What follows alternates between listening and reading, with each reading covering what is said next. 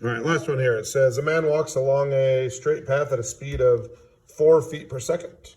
A searchlight is located on the ground 20 feet from the path and is kept focused on the man. At what rate is the searchlight rotating when the man is 15 feet from the point on the path closest to the searchlight? Okay, this is a pretty hard one.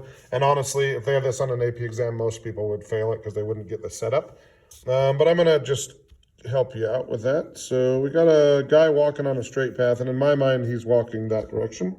And we got a searchlight. Now this searchlight can turn, but it can't move. So when it says it's 20 feet from the path, obviously it's not 20 feet from every place on the path. It's 20 feet from the part on the path that it creates a 90-degree angle with. So I'm going to erase this part of the picture. Okay. So since the searchlight is 20 feet from the path, I can put 20 there. That's not changing. The path isn't moving and the searchlight isn't going to get up and walk away. However, the guy walking is going to change this length of this side because this dude is right here right now.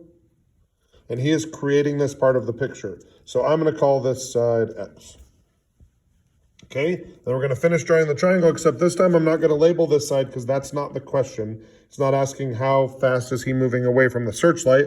The question says, at what rate is the searchlight rotating? So that would be a question of how fast this angle is changing. So I'm going to label this. I'm going to call it theta. You can call it y, whatever you would like. Okay, now I'm going to write the rate I know and the rate I want to know. So it says, at what rate? It says the guy's walking at 4 feet per second. So he's walking this way, so he's creating, this is getting bigger. So I'm going to say that dx dt is equal to 4. Okay, and then it says, at what rate is the searchlight rotating? So that'd be a question of d theta dt. And then that happens when the man is 15 feet from the point on the path closest to the searchlight. So that's a fancy way of saying when x equals 15. Okay, so now this feels like some sort of voodoo magic, but I promise you it's real. I need to relate these three things. And the only thing I know that relates this angle with this side and this side is tangent. So I'm going to go ahead and say tangent of theta equals x over 20. And I might actually rather think of this x over 20 as 1/20th of an x because I'm about to, holy crap. Come on, pencil. 1/20th of an x. Okay, I'm not allowed to plug any of this stuff in prior to taking the derivative. So I'm going to take the derivative. So the derivative of tangent is secant squared of theta with a d theta dt tag. And then on this side, we got 1/20th is the derivative with a dx dt tag. So we're going to fill in what we know. Okay, so we know that dx dt is equal to 4. So this side becomes 1/20th times 4, or 1/5. What I don't know is this secant squared theta, and I've yet to use this 15. Okay, so I'm going to go draw my Wynn triangle, and at my specific moment in time, this is 20, this is 15, and this is secant. So maybe you don't know secant, maybe you do. Well, cosine is equal to adjacent over hypotenuse.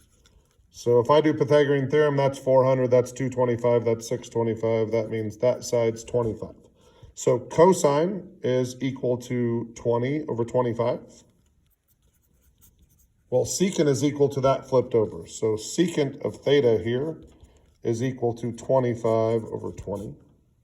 Okay, so I'm going to fill that in. I'm going to put the squared outside. So I have 25 over 20 d theta dt.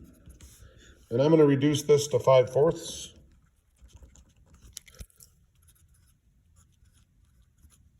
So then when I square it, I get 25 over 16 d theta dt equals, we said this was 1/5. Okay, so then d theta dt equals 16 over 125.